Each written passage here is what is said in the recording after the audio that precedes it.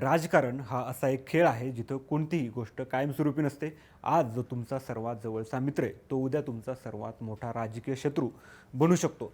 सामान्य जनता या राजकीय आखाड्यात फक्त बघ्याची भूमिका घेत असते. जनता एका विचारधारेवर विश्वास ठेवून मतदान करते, पण जेव्हा हेच नेते आपली सोय पाहून रातोरात पक्ष बदलतात तेव्हा आपल्या मनात अनेक प्रश्न निर्माण होतात. महाराष्ट्राच्या राजकारणात असे अनेक धक्के आपण रोज अनुभवत असतो. पण आज आपण ज्या राजकीय भूकंपाबद्दल बोलणार आहोत तो संपूर्ण राज्याच्या समीकरणांना एक नवीन वळण देणार आहे. सोलापूर जिल्ह्यातील पंढरपूर मंगळवेढा विधानसभा मतदारसंघात सध्या अशीच एक मोठी राजकीय घडामोड घडतीये, जिथं राष्ट्रवादी काँग्रेस, शरदचंद्र पवार पक्ष आणि काँग्रेसच्या खासदार प्रणिती शिंदे यांना मोठा धक्का बसण्याची शक्यता व्यक्त केली जाते. भगीरथ भालके आणि अनिल सावंत हे दोन मोठे नेते आता शिवसेना शिंदे गटात प्रवेश करण्याच्या तयारीत आहेत. पण त्यांनी हा निर्णय का घेतला? धनुष्यबाण हाती घेण्याचा निर्णय कार्यकर्त्यांसाठी की सत्तेसाठी? भालकेंच्या या निर्णयाला खासदार प्रणिती शिंदे कारणीभूत आहेत का? हेच आजच्या व्हिडिओत पाहूया.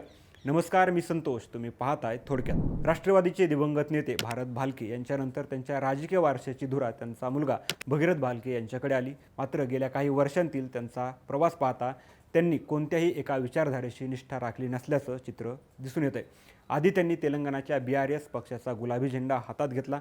त्यानंतर पुन्हा शरद पवारांच्या राष्ट्रवादीत नशीब आजमावलं. अधूनमधून काँग्रेसच्या नेत्यांच्या गाठीभेटी घेतल्या आणि आता सत्तेच्या वळचणीला जात शिवसेना शिंदे गटात प्रवेश निश्चित केलाय. या वारंवार घेतल्या जाणाऱ्या कोलांडुड्यामुळं मतदारांमध्ये मोठा गोंधळ निर्माण झालाय. दुसरीकडे भैरवनाथ शुगरचे अध्यक्ष आणि शरद पवार गटाचे नेते अनिल सावंतही राष्ट्रवादीची साथ सोडणार असल्याची चर्चा होतीये. 2014 त्यांनी पंढरपूर मंगळवेढा विधानसभा मतदारसंघातून निवडणूक लढवली होती. पण आता त्यांनी 12 एप्रिल रोजी पंढरपुरात मेळावा आयोजित केला असून उपमुख्यमंत्री एकनाथ शिंदे यांच्या उपस्थितीत ते शिवसेनेत प्रवेश करणार आहेत. जे नेते महाविकास आघाडीचे निष्ठावान शिलेदार मानले जात होते त्यांनी अचानक U-टर्न घेत धनुष्यबाण हाती घ्यायचा निर्णय घेतलाय. पण राजकारणात कोणताही मोठा निर्णय एका रात्रीत घेतला जात नाही. त्यामागं अनेक महिन्यांची खदखद दडलेली असते. आता हे समजून घेण्यासाठी आपल्याला गेल्या विधानसभा निवडणुकीत महाविकास आघाडीमध्ये नेमका काय गोंधळ झाला होता हे पाहावं लागेल.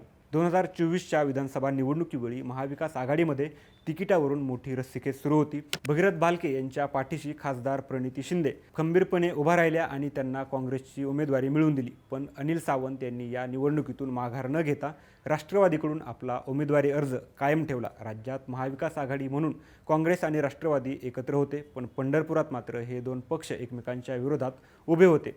राज्यात दोस्ती आणि पंढरपुरात कुस्ती असं चित्र तिथं निर्माण झालं होतं. याचा फायदा भाजपचे उमेदवार समाधान आवतडे यांना झाला आणि ते 8,500 मतांच्या फरकानं विजयी झाले.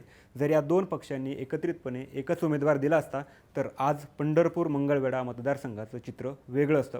पराभवानंतर खरी राजकीय ठिणगी पडली ती काँग्रेसच्या अंतर्गत राजकारणामुळे. निवडणुकीच्या काळात काँग्रेसच्याच काही स्थानिक पदाधिकाऱ्यांनी उघडपणे बंडखोरी केली होती. भालके आणि त्यांच्या समर्थकांना अपेक्षा होती की खासदार प्रणिती शिंदे या बंडखोरांवर कडक कारवाई करतील, पण प्रत्यक्षात प्रणिती शिंदे यांनी या बंडखोरीकडे जाणीवपूर्वक दुर्लक्ष केल्याचा सूर भालके यांच्या गोटात होत होता. इतकंच नाही तर ज्या पदाधिकाऱ्यांनी काँग्रेसविरुद्ध बंड केलं ते पदाधिकारी पुन्हा प्रणिती शिंदेंच्या जवळ दिसू लागले. यामुळं भालके समर्थक दुखावले गेले. ज्या नेत्यासाठी आपण रात्रंदिवस मेहनत केली तोच नेता जर आपल्या विरोधकांना पाठीशी घालत असेल तर त्या पक्षात राहून उपयोग काय, असा सूर भालके समर्थकांमध्ये दिसून येत होता. विधानसभेत पराभव झाल्यामुळं यामुळं प्रणिती शिंदे आणि भगीरथ भालके यांच्यातील राजकीय अंतर वाढत गेलं.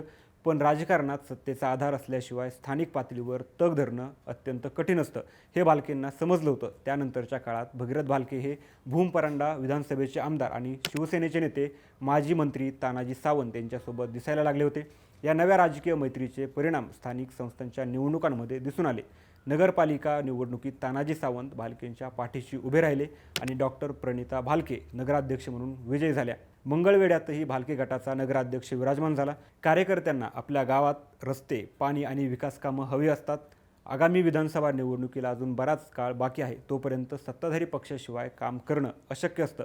प्रशासकीय अधिकारी जुमानत नाहीत आणि निधी मिळत नाही. गावाची कामं रखडल्यामुळं कार्यकर्ते नेत्यावर दबाव टाकतात. सत्तेसोबत जाण्याशिवाय पर्याय नाही ही प्रॅक्टिकल भूमिका कार्यकर्त्यांनी घेतली. याच प्रचंड दबावामुळं भालके आणि अनिल सावंत यांनी एकनाथ शिंदे यांच्या शिवसेनेत जाण्याचा निर्णय घेतला असल्याचं बोललं जातंय. मंगळवेढ्यात आता या दोन्ही नेत्यांनी कार्यकर्त्यांशी चर्चा करण्यासाठी मेळाव्याचं आयोजन केले. पण राजकारणात असे मेळावे म्हणजे केवळ औपचारिकता असते, कारण पक्षबदलाचा निर्णय आधीच झालेला असतो. पण या पक्षबदलाचे आगामी काळातील परिणाम खूप रंजक असणार आहेत. सध्या राज्यात महायुतीचं सरकार आहे, जिथं शिंदे यांची शिवसेना आणि भाजप एकत्र आहेत. पंढरपूर मंगळवेढ्यात भाजपचे समाधान आवताडे आमदार आहेत. आता जर भालके आणि सावंत शिवसेनेत गेले तर 2029च्या निवडणुकीत तिकीट नक्की कोणाला मिळणार? विद्यमान आमदाराला डावलून मित्रपक्षाच्या नव्या नेत्याला संधी दिली जाणार की पुन्हा बंडखोरी होणार? राजकारणात कोणती विचारसरणी कायम नसते.